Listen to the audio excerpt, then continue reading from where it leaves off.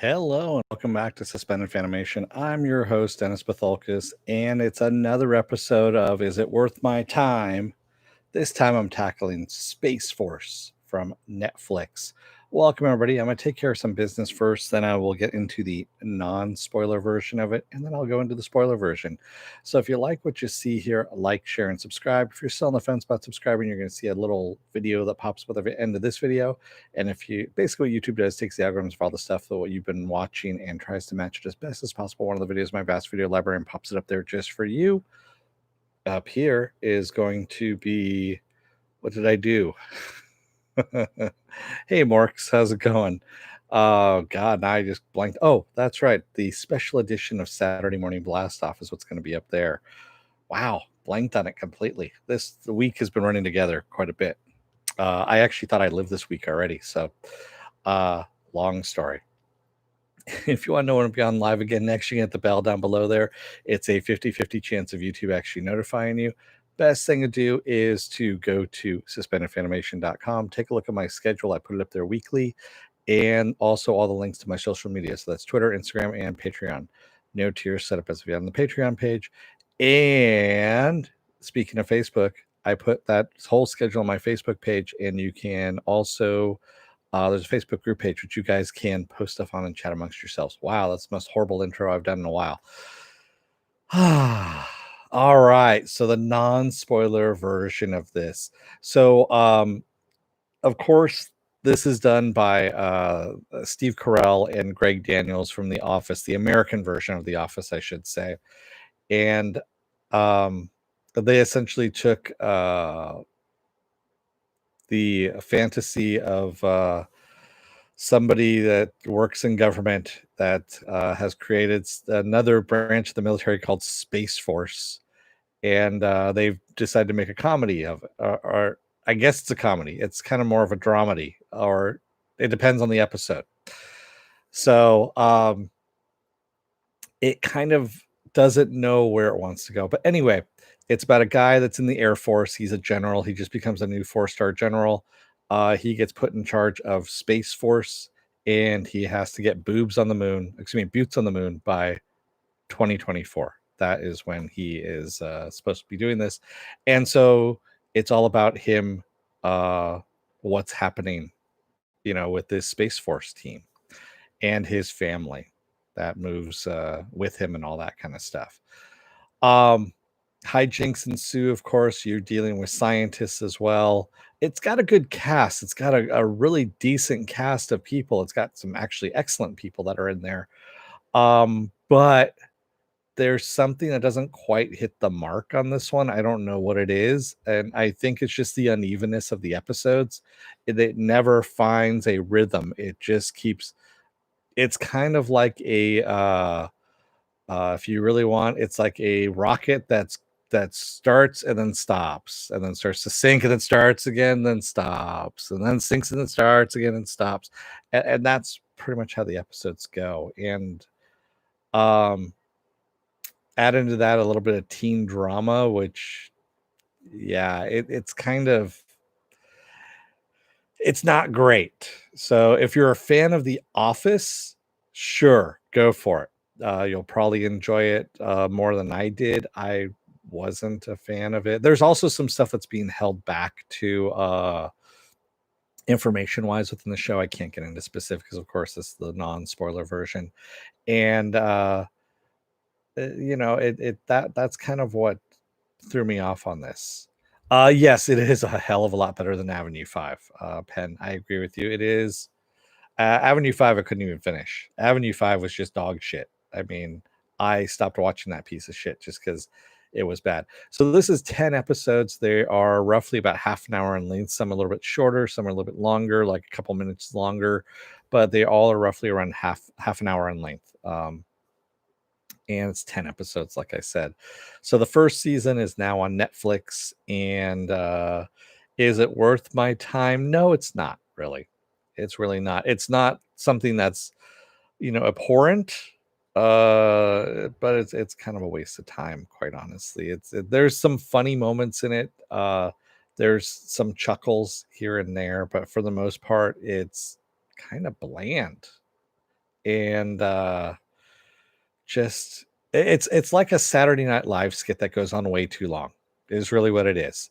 Now that I think about it, it's kind of I flash back now to the Simpsons episode with Krusty the Clown coming in to it's a Saturday Night Live kind of episode, and that's the Big Ear family. So they all have gigantic ears, and Krusty jumps in through the door, and he's got a gigantic Q-tip, and he goes, "I've come here with the Q-tip. Ah, oh, there's 20 more minutes of this crap." That's pretty much what Space Force is. It's a long, drawn-out joke that does culminate in science fiction. I'll say that much. So, yeah, yeah, it does culminate in some science fiction.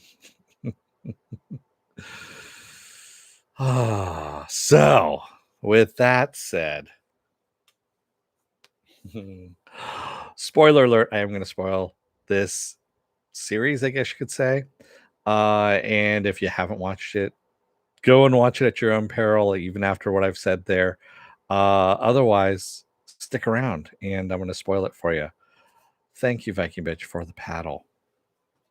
All right.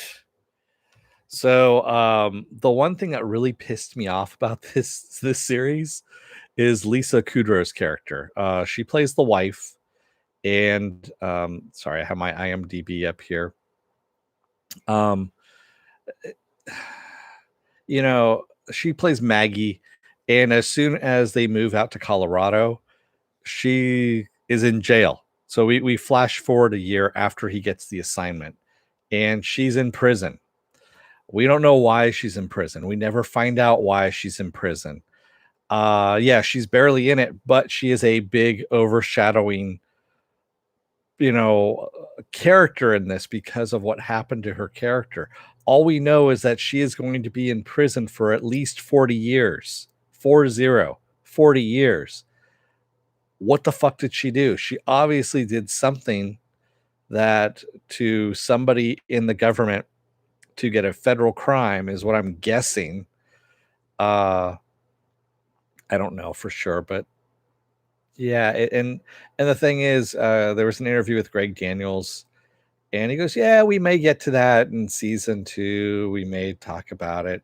And it's one of those things that if you leave it too long and you don't talk about it at all, uh, essentially, when you do reveal what it is that she's in for, and it's going to be something minor. I already know this. It's going to be something that's going to piss you off, and you're going to go, "I fucking waited all this time for that."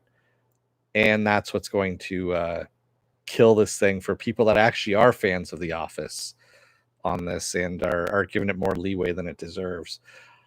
So some of the other things in there, John Malkovich is kind of, I mean, they almost give him free reign and then they rein him back in. They almost give him free reign and they rein him back in.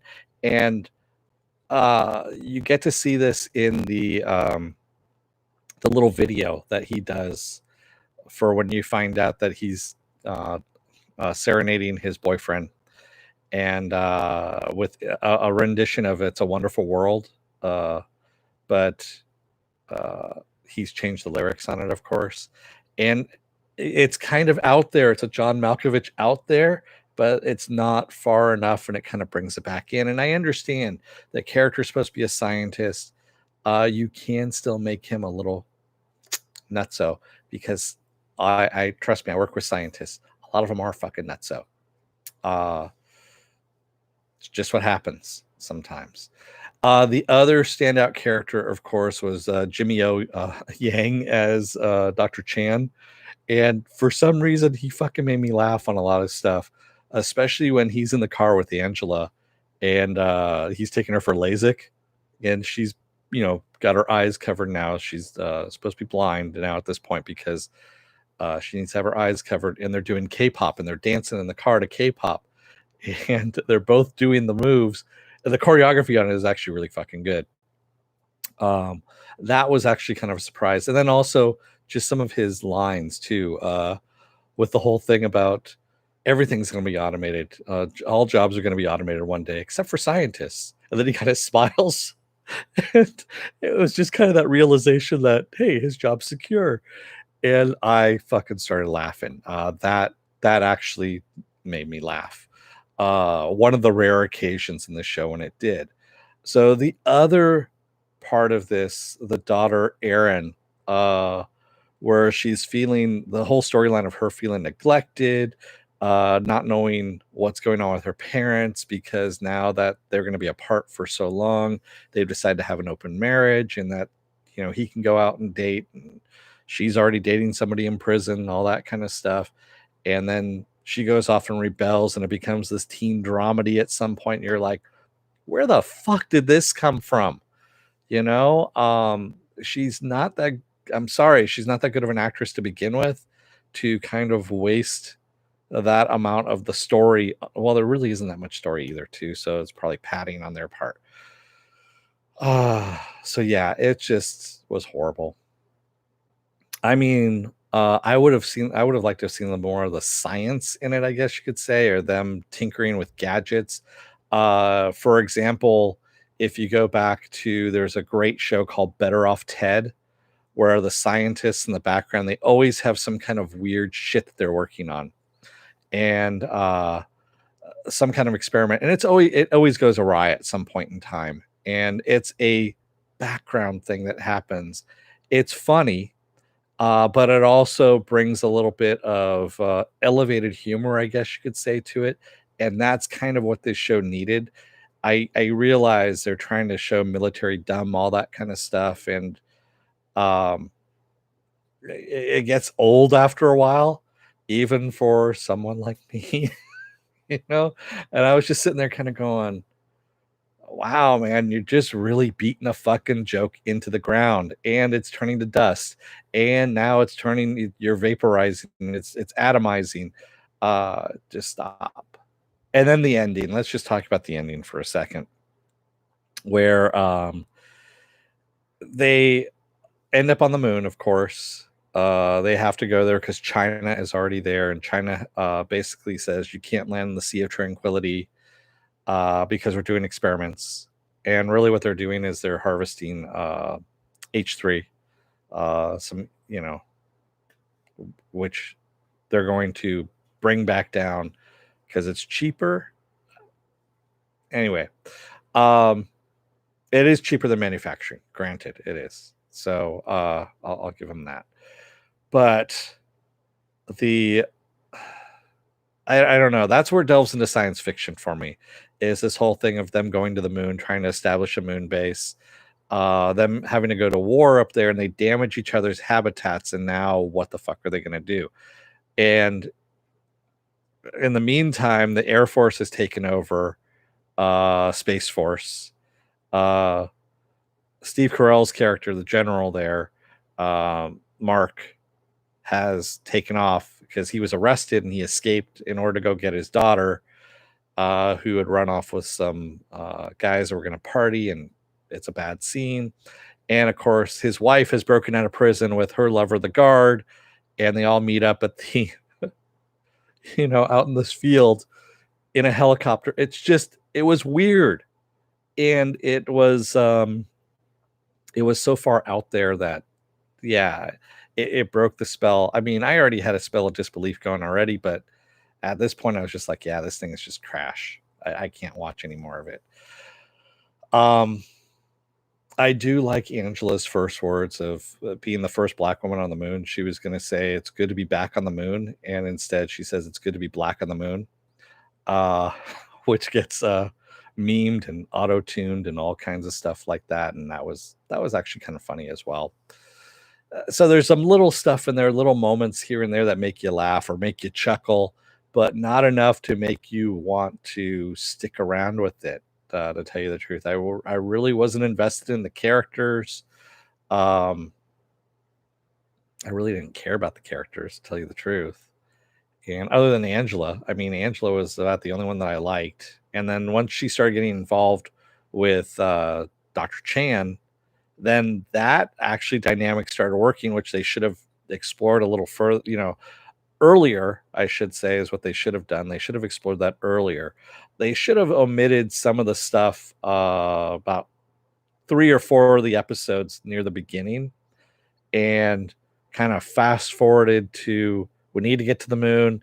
The Chinese are there. We're going to do a space program, all this kind of stuff, and then just kind of go from there. And yeah, and then make the last couple episodes what they did. I think that would have made it better. Sorry, I had something flying by my face. So is it worth your time? No, it's not. It's not worth your time. It really isn't. Again, like I said, unless you're a huge fan of The Office, then this probably is going to be up your alley. I am not a huge fan. I'm not a fan of The Office, quite honestly. So yeah, it didn't really do much for me. It's not shot in the mockumentary style, thank God, because I would have probably just had an aneurysm and pieced out on that shit altogether. But yeah, it's shot, like a regular show kind of thing. Think Brooklyn Nine-Nine, if you will. Have handheld cameras? No, actually, it's more steady cam.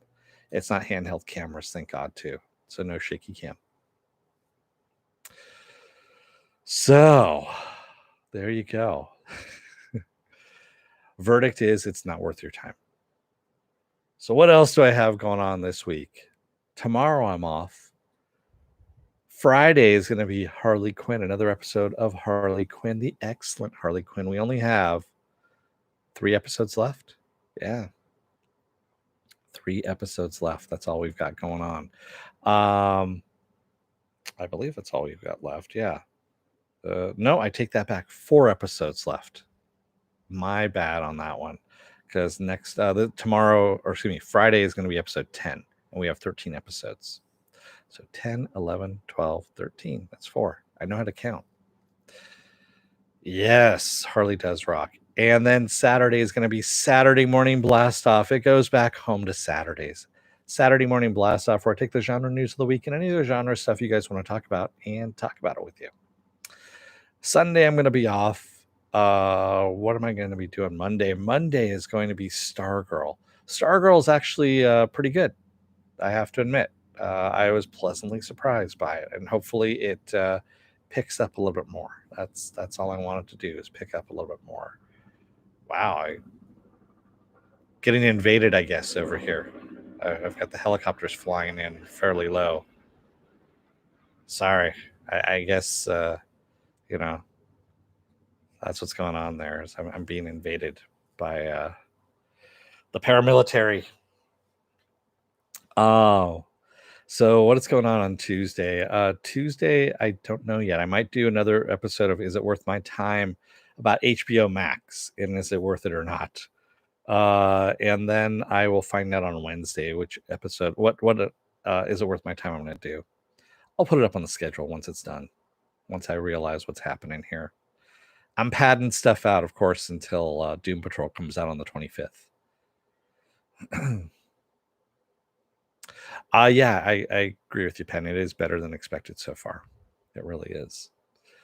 So, if you like what you see, like, share, and subscribe. If you're still on the fence about subscribing, at the very end of this video, you're going to see a video pop up here. If you like what you see there, hit the subscribe button. If you want to know when I'm going to be on live again next, hit the bell down below. It's a 50-50 chance of YouTube actually notifying you. Best thing to do is go to suspendedfanimation.com. Take a look at my schedule up there. It changes out every week. And it's also posted on my Facebook page as well. I also have all the links to my social media on that page as well. So Twitter, Instagram, and Patreon. No tier set up as of yet on the Patreon, because I'm a lazy bastard. What else? I also have a Facebook page, a Facebook group page, blah, blah, blah, blah, blah. I can't speak. Facebook group page, which you guys can join and post stuff and chat amongst yourselves. So, thank you, everybody who joined me tonight in the chat, and thank you if you made it this far in the video. I'm going to let you guys go for the night. Thank you. I will see you on Friday for Harley Quinn. So until then, don't let the door hit your ass on the way out. Otherwise, when you get to the moon, you realize there are no boobs on the moon. Because it's 0G, man. They don't bounce like that. Well, it's almost 0G. Thanks, everybody. I will see you on Friday. And you can send all the hate mail my way. I will talk to you later. and stay safe. Good night.